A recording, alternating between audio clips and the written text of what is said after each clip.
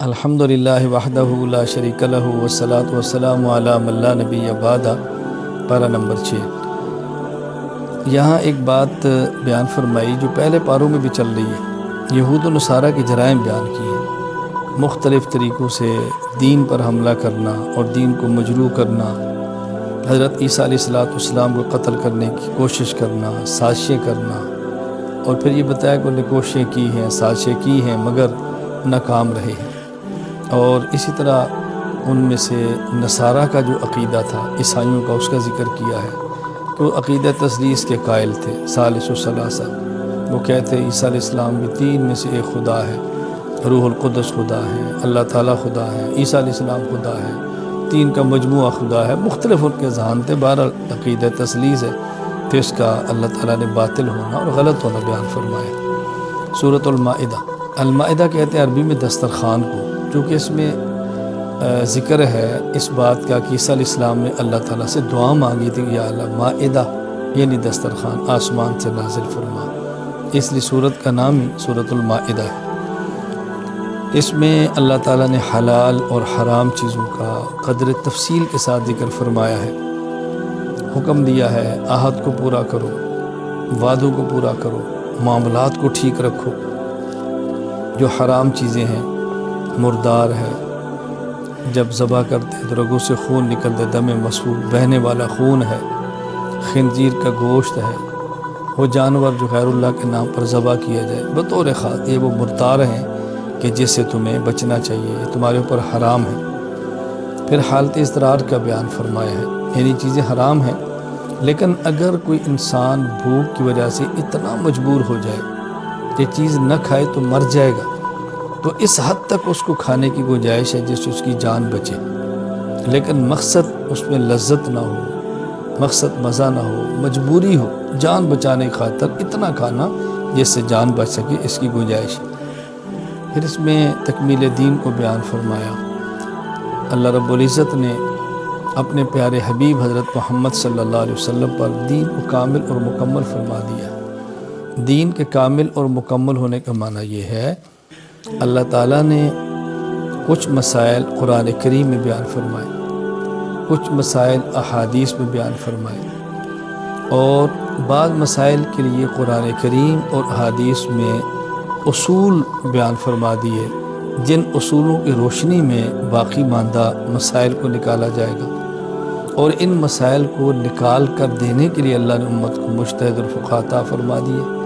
تو یہ معنی ہے کہ اللہ تعالیٰ نے دین کو کامل اور مکمل فرما دیا، یعنی سب چیزیں اپنے پیارے حبیب صلی اللہ علیہ وسلم کے ذریعے اس امت کو اللہ تعالیٰ نے عطا فرما دی۔ یہود و نصارہ کا ایک دعویٰ تھا ہم اللہ تعالیٰ کے بیٹے ہیں، اللہ تعالیٰ کے محبوب ہیں، اللہ تعالیٰ ہمیں عذاب نہیں دیں گے۔ ان کے اس دعوے کی تردید کی ہے کہ اللہ تعالیٰ کیا تو معیار تقوی، نیکی، صحت عقائد ہے، تو وہی اللہ تعالیٰ کا محبوب ہے جس کی عقائد ٹھیک ہے اور اعمال ٹھیک ہے۔ اگر عقائد میں فساد ہے تو اللہ تعالیٰ کا محبوب کیسے ہو سکتا ہے؟ تو پھر یہ بات یہود کو سمجھائی کہ یہ بات تمہاری غلط ہے اور تمہارا دعویٰ باطل ہے، اور اس میں ہمیں سبق دیا گیا ہے کہ محض اپنی امیدوں سے، خیالی پلاؤں سے اپنے آپ کو اللہ کا محبوب اور قریبی نہ کہنا، تیاری کرو، عقائد ٹھیک کرو، اعمال ٹھیک کرو، اور اس سے تم اللہ تعالیٰ کا محبوب بنو گے۔ پھر اس بارے میں حضرت آدم علیہ السلام کے دو بیٹے حابیل اور قابیل کا ذکر فرمایا ہے، کیونکہ آدم علیہ السلام اور اماں حوا دنیا کے پہلے خامد اور بیوی ہیں، تو حضرت حوا کے پیٹ سے ایک بیٹی اور بیٹا پیدا ہوتا، پھر بیٹی اور بیٹا پیدا ہوتا، تو جو اکٹھے بیٹی اور بیٹا پیدا ہوتے ان کا آپس میں نکاح نہیں ہوتا تھا، بلکہ ایک پیٹ سے بیٹا، پھر بعد میں بیٹی، ایک پیٹ سے بیٹی، دوسرے پیٹ سے بیٹا، ان کا نکاح ہوتا تھا۔ تو قابیل کے ساتھ جو بیٹی پیدا ہوئی وہ چاہتا تھا میرا اس سے نکاح ہو نہیں سکتا تھا، تو قابیل نے اس مقصد کے لیے حابیل کو قتل کر دیا۔ وہ واقعہ اللہ تعالیٰ نے یہاں بیان فرمایا، بڑی تفصیل کے ساتھ بیان فرمایا۔ پھر ایک ہے چور، ایک ہے ڈاکو، ایک ہے باغی۔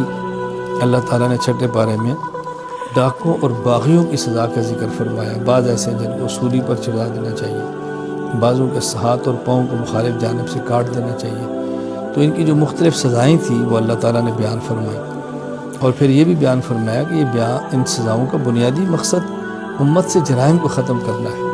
یہ ایسی عبرت ان کو بنا دو کہ کوئی آدمی یہ گناہ اور جرم کرنے کی جرت نہ کرے۔ چھٹے پارے میں اسلامی قوانین اور حدود کو بیان فرمایا ہے، اس جرم کی یہ حد ہے، اس جرم کی یہ حد ہے۔ بعض جرائم کی حدود بیان کی ہے اور کہیں اللہ تعالیٰ نے ضابطے بیان فرما دی ہیں۔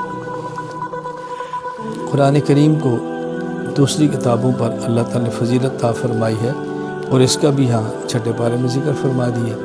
قرآن کریم باقی آسمانی کتابوں سے افضل ہے۔ ایک تو اتنا کافی ہے کہ اللہ نے فرما دیا، ہمارے آخری حبیب صلی اللہ علیہ وسلم پر نازل ہوئی ہے، لیکن وجہ بھی بیان فرما دی کہ اس میں عقائد، عبادات، اخلاقیات، معاشرات، معاملات، یہ پانچوں چیزیں موجود ہیں، اور جس طرح اس میں موجود ہیں اس طرح کسی آسمانی کتاب میں تفصیل کے ساتھ موجود نہیں ہے۔ لہذا قرآن کریم اس بنیاد پر باقی تمام آسمانی کتابوں سے اعلیٰ اور افضل ہے۔ پھر اللہ تعالیٰ نے کفار کے بارے میں بیان فرمایا کہ دیکھو کفار کی دوستی میں خطرات کتنے ہیں، نقصانات کتنے ہیں، یہ تمہارے ساتھ مخلص نہیں ہے، ان سے یارانے مت رکھو، قلبی دوستی مت رکھو، اندر کا تعلق مت رکھو، تمہارا تعلق مسلمانوں سے ہونا چاہیے۔ اور پھر ساتھ یہ بات بھی سمجھائی کہ اللہ تعالیٰ محتاج نہیں ہے تمہارے، تم اللہ تعالیٰ کے دین کو سنبھالو گے تو بہت اچھا، نہیں ہوگا تو اللہ تعالیٰ تمہارے جگہ کسی اور قوم کو لے آئیں گے، اللہ ان سے پیار کریں گے، وہ اللہ سے پیار کریں گے، اللہ کے راستے میں جہاد کریں گے، کسی ملامت کرنے والے کی ملامت سے ڈریں گے بھی نہیں، اور وہ لوگ دین کو پیش کریں گے، دین پر عمل کریں گے۔